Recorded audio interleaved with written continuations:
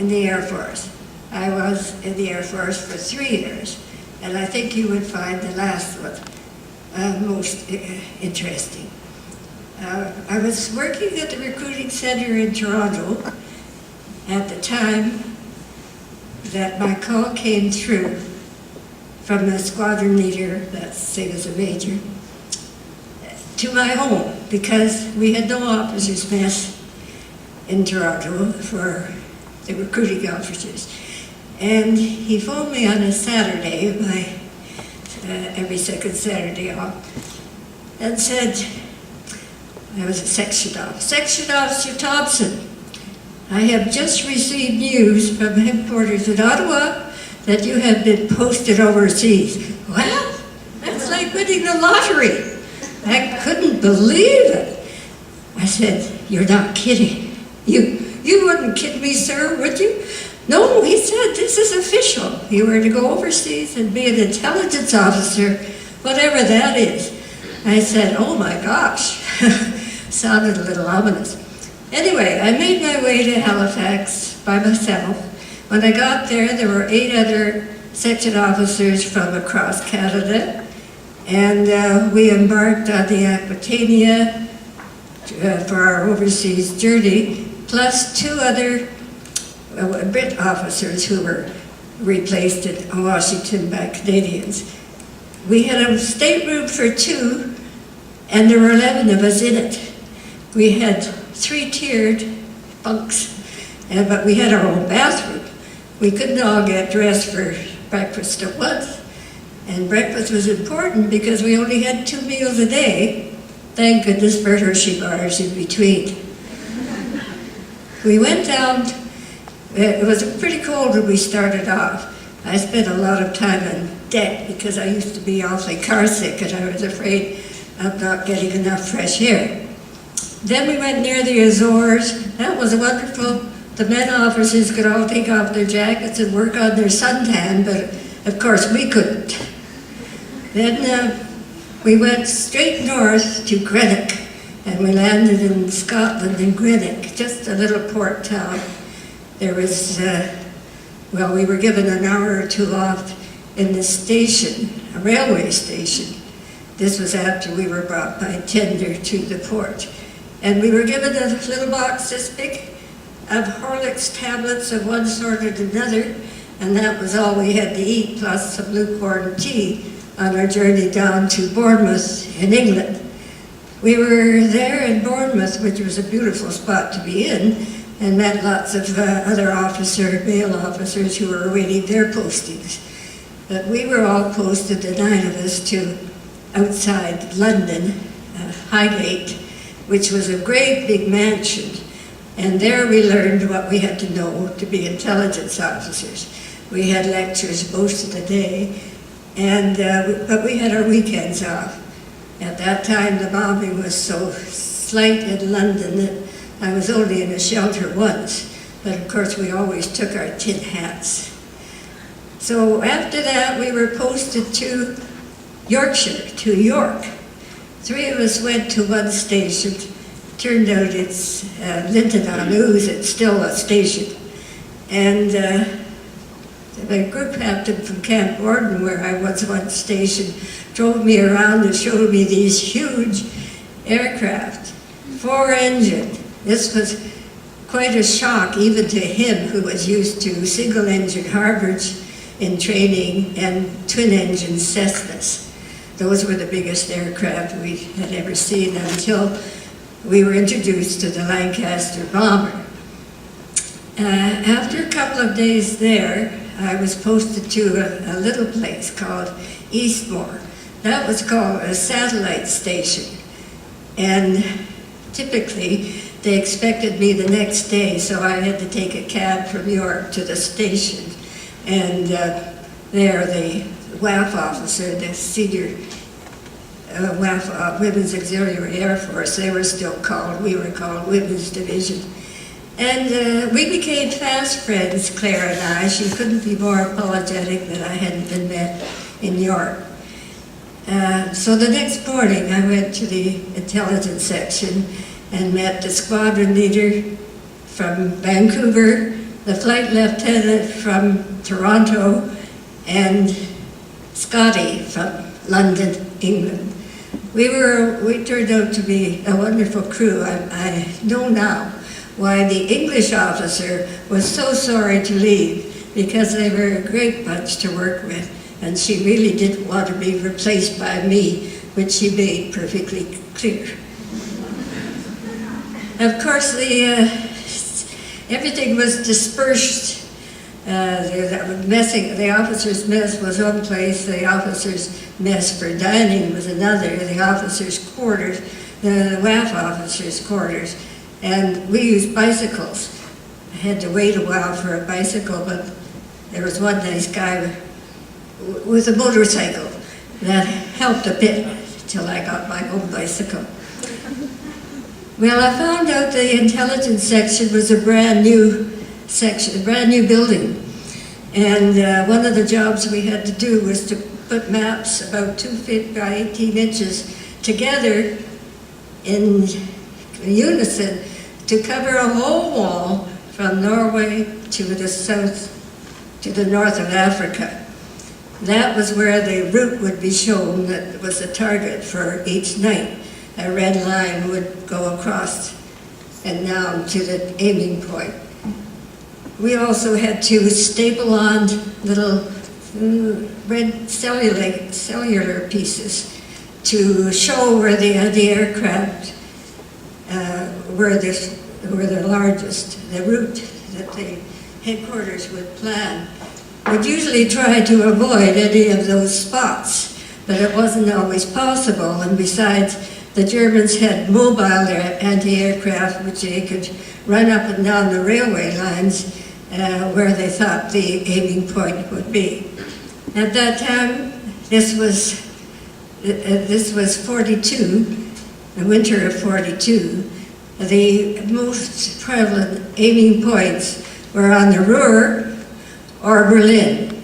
There was always a groan when either one of those came up from the officers who were going to fly that night. You've seen briefings, and so I probably don't need to tell you about those. We were all bound by the Official Secrets Act, which was enforced for 25 years after war's ending. So if your parents didn't hear much from us in those days, that was one of the reasons. So there was a target posted on there, on this map. It was kept under wraps, of course. The squadron leader did it. I never saw it till the briefing took place, like most others. But the wing commander used to always have to drop in and see what the target was. And also the group captain, occasionally, not often. We had scrambled phones for them to get their information in those days, but the wing commander anyway liked to see the route. And we only had one squadron on that station at the time. Many of them had two. But because we had only one, we considered ourselves a part of the squadron. So if I say we, it really isn't legal, because I was station headquarters, not a part of the squadron itself. We could go out and give the thumbs up. There was a spot on the runway beginning where we could go out and give a thumbs up to the guys who were taking off, usually around 9 o'clock, coming back at 1 or 2 in the morning, depending on whether it was Berlin or the Ruhr or something in France. I remember so vividly one night. I was there watching them. Every 2 minutes, one of these lumbering monsters would go down the runway and then take off so beautifully.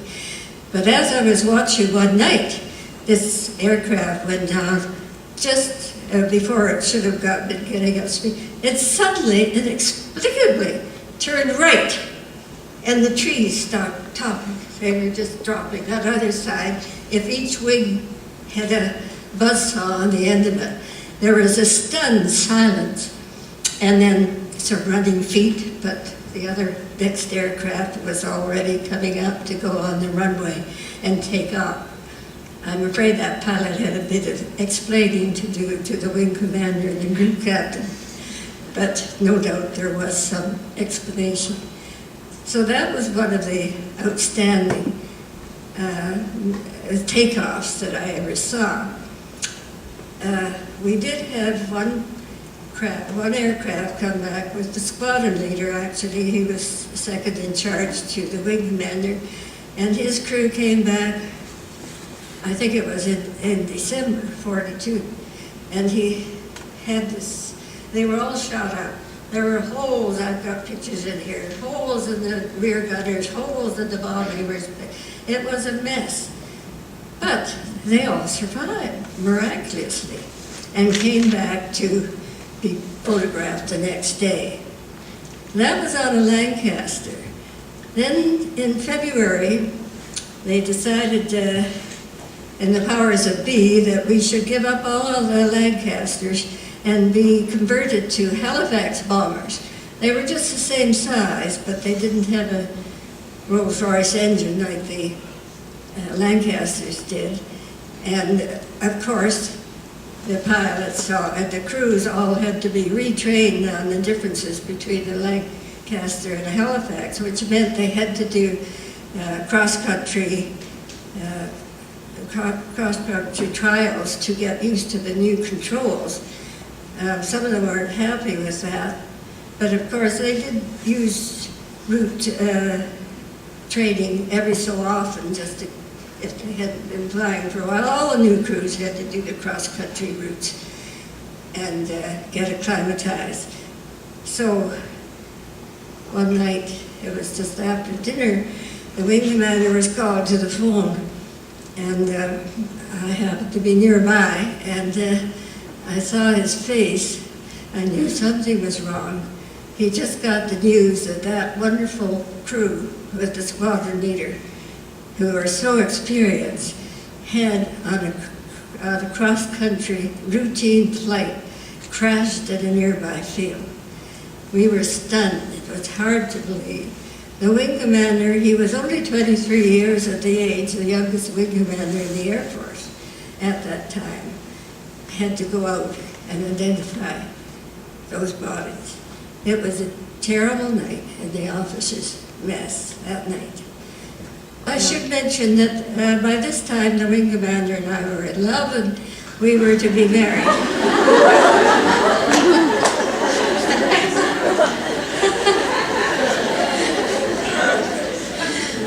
So when we told the group captain, he said, you can only be married in moon period, because the bombers didn't fly in moon period, they'd be sitting ducks.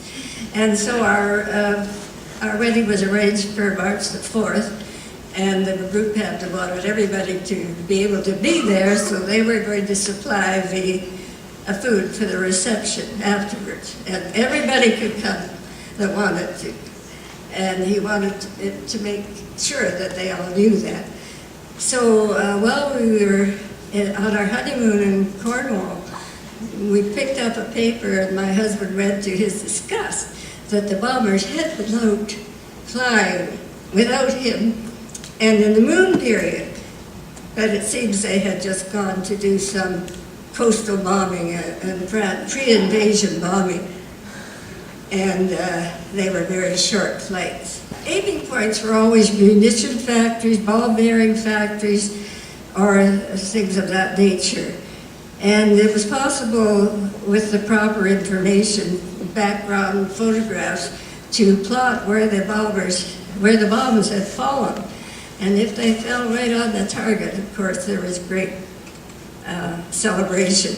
And they were so anxious, the flying boys, to know where they were. So I started plotting them for them so they could see in the morning, and where the headquarters didn't come, the information didn't come through till at night. I just about got posted because I did that. Somebody found at headquarters I was doing that work, and that it would be a good place for me to be. But luckily, my husband, being a wing commander and a friend of the group captains, managed to get that squashed, and I stayed on at the squadron. Well, in June, he was repatriated after 3 years and 2 tours to Canada. And of course, I was very happy about that. We were always devastated to find out who was missing in the morning after an operation. But if they were prisoners of war, then they were safe, we thought, for the rest of the war. Whereas the boys who still had to go flying were still at risk. So there was some compensation. The news didn't come through from Red Cross for several weeks, so we didn't know whether they had exploded or crash landed or maybe even escaped. So I was delighted that my husband was posted back to Canada, except that I wasn't allowed to go too. There was a possibility I'd still be there 3 years later. But I was sent down on the second course at Highgate for intelligence officers. Mostly all the other students were American Air Force by that time. Anyway, that enabled us to meet in London for a couple of weekends before the third weekend came, and no husband, I knew that he had gone sailing back to Canada. And I was happy about that. But then, before my course was over, the buzz bombs started. The CO got us out after breakfast to see this great big crater where the first pilotless bomb had landed. No pilot, he said. No pilot. And that's what became known as the buzz bombs.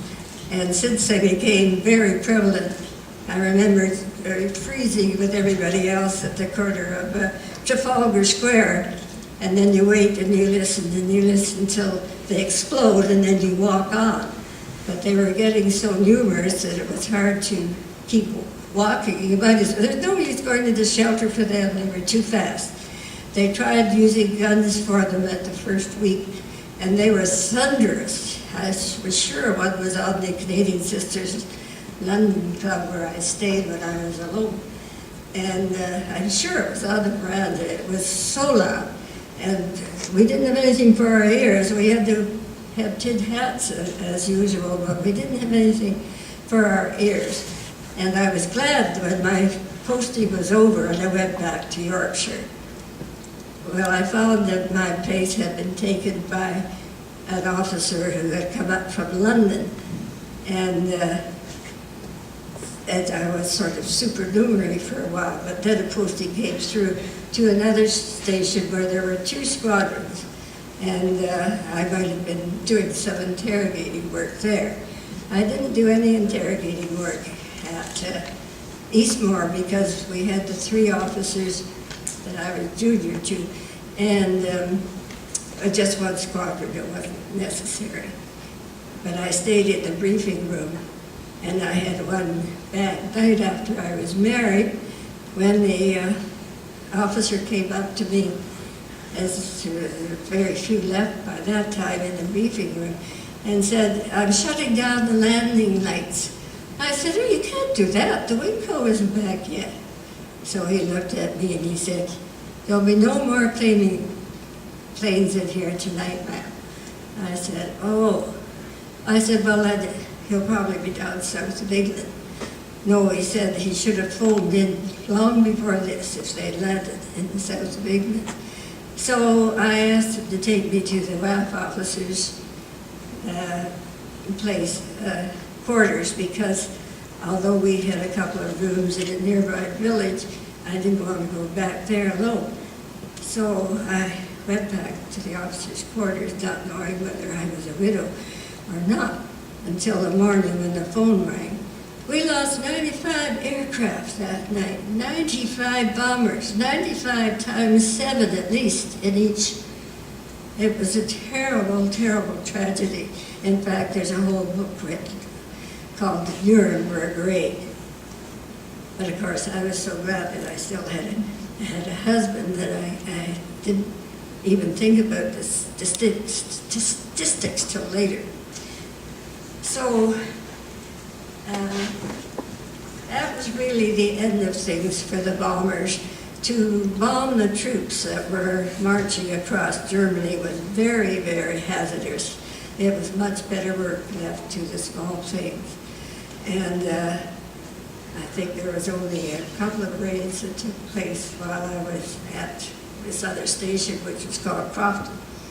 And so they sort of, the CEO decided, after much prompting, to arrange compassionate leave for me. And I came back to Canada in December and was able to spend Christmas and New Year's with my husband. So that was the end of my Air Force career.